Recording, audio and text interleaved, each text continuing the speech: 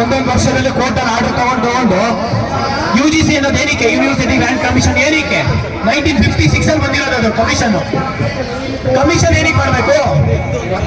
UGC qualified ಅಂದ್ರೆ PhD net state exam pass ಆಗಿರೋ 40 ಜನ ಸ್ಟೂಡೆಂಟ್, 40,000 ಜನ ಸ್ಟೂಡೆಂಟ್ಸ್ ಇದ್ದಾರೆ, ಕ್ಯಾಂಡಿಡೇಟ್ಸ್ ಇದ್ದಾರೆ, 40,000 ಜನ ಕ್ಯಾಂಡಿಡೇಟ್ಸ್, 10,000 ಗೆಸ್ಟ್ ಲೆಕ್ಚರರ್ಗೆ ನೀವು ನಾನ್ UGC ಕ್ಯಾಂಡಿಡೇಟ್ ನೀವು ತಗೋತೀರಾ ಅಂತಂದ್ರೆ ಇವ್ರಿಗೆ ಅನ್ಯಾಯ ಆಗಲ್ಲ ನಿಮ್ಗೆ? ನೀವೇನಿಗೆ ಬೇಕು ಹೇಳಿ? ಉನ್ನತ ಶಿಕ್ಷಣ ಸಚಿವರಾದಂತ MC ಸುಧಾಕರ್ ಏನಿಗೆ ಬೇಕು? ಪ್ರಯೋಜನ ಏನು ನಿಮ್ಗೆ? ನೀವು ಇಲ್ಲಿ ಕ್ವಾಲಿಫೈಡ್ ಆಗಿರೋದನ್ನ ನೀವು ಅಲ್ಲಿ ಶಿಕ್ಷಣ ಪಡೆದುಕೊಂಡವ್ರು ಕಾಲೇಜ್ಗೆ ಕಳ್ಸಿದ್ರೆ ಅವರು ಕರೆಕ್ಟ್ ಆಗಿ ಕ್ಲಾಸಸ್ ಮಾಡ್ತಾರೆ. ನಾನ್ UGC ಕ್ಯಾಂಡಿಡೇಟ್ ಏನ್ ಗೊತ್ತಿರುತ್ತೆ ಹೇಳಿ? ಅವರಿಗೆ 3 ವರ್ಷ ಕೊಟ್ಟರು ಕೂಡ ಅವರು ಕ್ವಾಲಿಫೈ ಆಗಿಲ್ಲ ಅಂತಂದ್ರೆ UGC ನೆಟ್ ಸ್ಟೇಟ್ ಅಂತವ್ರಿಗೆ ಅಂತವ್ರಿಗೆ ತಿರ್ಗಾ ಮತ್ತೆ ನೀವು ಅವ್ರಿಗೆ ಕೊಡ್ತೀರಿ ಅಂತಂದ್ರೆ ನಿಮ್ಗೆ ಏನಂತ ಹೇಳ್ಬೇಕು ಹೇಳಿ? ನಾನು ಹೇಳ್ತೀನಿ ನೋಡಿ ಸರ್, ನನ್ನ ಮೇಲೆ ನೀವು 100 FIR ಹಾಕಿ ಓಕೆನಾ, ನೀವು 100 ಸತಿ ಜೈಲಿಗೆ ಕಳಿಸಿ. ನಾನು UGC ಕ್ಯಾಂಡಿಡೇಟ್ ಏನಿದ್ದಾರೆ UGC ನೆಟ್ಟು ಮತ್ತೆ PhD ಹೋಲ್ಡರ್ಸ್ಗೆ ಕ್ವಾಲಿಫೈಡ್ ಅವರಿಗೆ ನ್ಯಾಯ ಕೊಡ್ಲೇಬೇಕು. ಅಲ್ಲಿವರೆಗೂ ನಾವು ಹೋರಾಟ ಮಾಡ್ತೀವಿ. ನೀವು ಮನೆ ಮುತ್ತಿಗೆ ಹಾಕೋದ್ರು ಪರವಾಗಿಲ್ಲ, ನಾವು ಹಾಕ್ತೀವಿ ಸರ್. ನೀವು ಡಾಲರ್ಸ್ ಕಾಲೋನಿ ಇರ್ಲಿ, ಚಿಂತಾಮಣಿಯಲ್ಲಿ ಇರ್ಲಿ, ನೀವು ಎಲ್ಲಿ ಇರ್ತೀರೋ ಅಲ್ಲಿಗೆ ನಾವ್ ಹೇಳ್ತೀವಿ. ಕಡೆ ನೀವು ನೋಡ್ಕೊಂಬಿಡಿ, ಇದು 40,000 ಕ್ಯಾಂಡಿಡೇಟ್ಸ್ ನಿಮ್ ಫೋಟೋ ಇಟ್ಕೊಂಡ್ರೆ ಯಾವ ರೀತಿ ಇರುತ್ತೆ ಅಂತ ಯೋಚನೆ ಮಾಡಿ.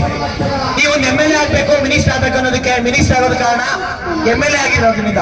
MLA ಜಾಸ್ತಿ ಅಲ್ಲ, ಇಷ್ಟೊಂದು 50,000 ಜನ ಓಟ್ ಹಾಕಿದ್ದಾರೆ. 50,000 ಜನ ಅಷ್ಟೇ ಓಟ್ ಹಾಕಿರೋದು. 40,000 ಜನ ಈ ತರ ಕ್ಯಾಂಡಿಡೇಟ್ಸ್, ಅದು ಎಜುಕೇಟೆಡ್, ಈ ತರ ನಿಮ್ಮ ಫೋಟೋ ಇಟ್ಕೊಂಡ್ರೆ ಯಾವ ರೀತಿ ಇರುತ್ತೆ ನೀವೇ ಯೋಚನೆ ಮಾಡಿ. ಒಂದೊಂದು ಸಮಸ್ಯೆನೂ ನೀವು ಅಷ್ಟು ಈಸಿಯಾಗಿ ತಗೊಳಕ್ ಹೋಗ್ಬಿಡಿ. ಕರ್ನಾಟಕದಲ್ಲಿ ಯಾವುದೇ ವಿದ್ಯಾರ್ಥಿ ಪರವಾಗಿ ಸಮಸ್ಯೆ ಇದ್ರು ನಾವು ಮುಂದೆ ನಿಂತ್ಕೊಂಡು ನೀವು ಏನ್ ಶಿಕ್ಷೆ ಕೊಟ್ಟು ನಾವು ಸಹಿಸ್ಕೊಡ್ತೀವಿ. ಆದ್ರೆ ನಾವು ಹೋರಾಟ ಮಾಡೋದು ನ್ಯಾಯಯುತವಾಗಿ ಹೋರಾಟ ಮಾಡ್ತೀವಿ. ನಾವು ಕೇಳ್ತಾ ಇರೋದು ನ್ಯಾಯಯುತ ಪರವಾಗಿ ಹೋರಾಟ ಮಾಡೋದಕ್ಕೆ. ನಾವು ಕೇಳ್ತಾ ಇರೋದು ನ್ಯಾಯ ಕೊಡಿ ಅಂತ ಕೇಳ್ತಾ ಇದೀವಿ. ನಿಮ್ಗೆ ಇಷ್ಟ ಬಂದಂಗೆ ಕಾನೂನು ಸಚಿವ್ರನ್ನ ಇಟ್ಕೊಂಡು, ನಿಮ್ಗೆ ಇಷ್ಟ ಬಂದಂಗೆ AIG ಇಟ್ಕೊಂಡು ಕೋರ್ಟ್ ಅಲ್ಲಿ ನಿಮ್ಗೆ ಇಷ್ಟ ಬಂದಂಗೆ ಕಾನೂನು ಪಡಿಸ್ಕೊಳ್ಳೋದಕ್ಕಲ್ಲ ಸರ್ ನ್ಯಾಯ ಇರೋದು. ನ್ಯಾಯ ಇರೋದು ಬಡವರ ಪರವಾಗಿ, ಮಧ್ಯಮ ವರ್ಗದ ಪರವಾಗಿ, ಪ್ರಾಮಾಣಿಕರು ಯಾರು ಓದ್ತಾ ಇದ್ದಾರೆ, ಯಾರು ಕ್ವಾಲಿಫೈ ಆಗಿದ್ದಾರೆ ಅವ್ರ ಪರವಾಗಿರೋದು ನ್ಯಾಯ. ನಿಮ್ಗೆ ಇಷ್ಟ ಬಂದವರಿಗೆ ಕೊಡೋದಲ್ಲ, ಅವರಿಗೆ ಇಂತ 3 ವರ್ಷ ಕೊಟ್ಟಿದಾರಲ್ಲ, ಮತ್ತೆ ಇನ್ನೇನ್ ಬೇಕು ಹೇಳಿ? ನಿಮ್ಗೆ 3 ವರ್ಷ ಟೈಮ್ ಕೊಟ್ಟು ಪಾಸ್ ಆಗಿಲ್ಲ ಅಂತಂದ್ರೆ ಅವ್ರ ಯೋಗ್ಯತೆ ಮತ್ತೆ ಅವ್ರನ್ನೇ ತಗೋತೀರ ಅಂತಂದ್ರೆ ನಿಮ್ಮ ಯೋಗ್ಯತೆ ಏನು ಅಂತ ಹೇಳ್ತೀನಿ ನಾನು. ನಿಮ್ಮನೆ ಮಕ್ಳು ಏನಾದ್ರು ಈ ತರ ಪರಿಸ್ಥಿತಿ ಬಂದಿದ್ರೆ ನೀವೇನ್ ಮಾಡ್ತಾ ಇದ್ರಿ? ನಿಮ್ಮನೆ ಮಕ್ಳು ಯಾರಾದ್ರೂ ಎಕ್ಸಾಮ್ ಬರೀತೀರಿ, ನೀವೇ ಕೆಲಸ ಮಾಡ್ತಾ ಇದ್ರಾ? ನೀವು ಈ ಕೂಡಲೇ ಏನದು ಕ್ಯಾಟ್ ಅಲ್ಲಿ ನಿರ್ಧಾರ ಆಗಿದೆ, ಕೋರ್ಟ್ ಅಲ್ಲಿ ಹೈಕೋರ್ಟ್ ಅಲ್ಲಿ ನಿರ್ಧಾರ ಆಗಿದೆ. ನೀವು ರಿವ್ಯೂ ಹೋಗುವಂತ ಅವಶ್ಯಕತೆ ಏನಿದೆ? ಕ್ವಾಲಿಫೈ ತಗೊಳ್ಳಿ ಅಂತ ಹೇಳಿದ್ರೆ ನೀವು ನಿಜವಾಗ್ಲೂ ಡಾಕ್ಟರ್ ಅಂತ ಏನ್ ಹೆಸರು ಇಟ್ಕೊಂಡಿದ್ದೀರಾ? ನಿಜವಾಗ್ಲೂ MBBS ಮಾಡಿದ್ದೀರಾ? ನಮಗೆ ಅದು ಪ್ರಶ್ನೆ ಆಗ್ತಾ ಇದೆ.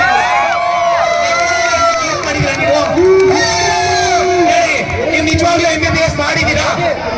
ನಿಮ್ಮ ಸರ್ಟಿಫಿಕೇಟ್ ಒಂದ್ಸರಿ ನೋಡಿ, ಯಾವ ಕಾಲೇಜಲ್ಲಿ ಪಾಸ್ ಆದ್ರೆ ಗೊತ್ತಿಲ್ಲ. ನೀವೇನಾದ್ರೂ ಕ್ವಾಲಿಫೈಡ್ MBBS ಸರ್ಟಿಫಿಕೇಟ್ ಏನೋ ದುಡ್ಡು ಕೊಟ್ಟು ತಗೊಂಡ್ಬಂದಿರಾ? ಕ್ವಾಲಿಫೈಡ್ UGC ಕ್ಯಾಂಡಿಡೇಟ್ಗೆ ಕೊಟ್ಟಿಲ್ಲ ಅಂತಂದ್ರೆ MC ಸುಧಾಕರ್ ಅವರು ಫೇಕ್ MBBS ಡಾಕ್ಟರ್ ಅಂತ ಹೇಳಿ,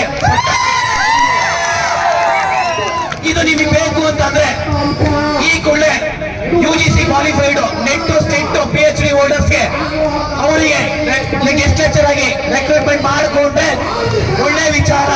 ಯಾಕೆಂದ್ರೆ ನಾವು ಶಾಲಾ ಶಿಕ್ಷಣ ಸಚಿವರಾದಂತ ಅಂದ್ರೆ ಆಯುಕ್ತರಾದಂತ ಮಂಜುಶ್ರೀ ಮೇಡಮ್ ಮೀಟ್ ಮಾಡಿದಾಗ ಅವರು UGC ಕ್ವಾಲಿಫೈಡ್ ತಗೋಬೇಕು ಅಂತ ಹೇಳ್ಬಿಟ್ಟು ಎಲ್ಲರೂ ವ್ಯವಸ್ಥಿತವಾಗಿ ಮಾಡ್ತಾ ಇದ್ದಾರೆ, ಅದು ಕೌನ್ಸಿಲಿಂಗ್ ಮಾಡ್ತಿದ್ದಾರೆ. ಆದ್ರೆ ನೀವು ತಡೆ ಹಿಡಿದಿದ್ದೀರಾ ಅಂತಂದ್ರೆ ನಿಮ್ಮ MBBS ಸರ್ಟಿಫಿಕೇಟ್ ನಾನ್ ಕ್ವಾಲಿಫೈಡ್ ಅಂತಾನೆ ನಾವು ಪರಿಗಣಿಸಬೇಕಾಗುತ್ತೆ. ರಾಜೀನಾಮೆ ಕೊಡೋ ತನಕ ನಾವು ಹೋರಾಟ ಮಾಡ್ತೀವಿ. ಅದು 5 ಜನ ನಾನ್ UGC ಕ್ಯಾಂಡಿಡೇಟ್ ಬರ್ಲಿ, 40,000 ಜನ ಬರ್ಲಿ, ನಾನಂತೂ ಅವ್ರ ಪರವಾಗಿ ಹೋರಾಟ ಮಾಡೇ ಮಾಡ್ತೀನಿ. ಎಲ್ಲರಿಗೂ ನಮಸ್ಕಾರ.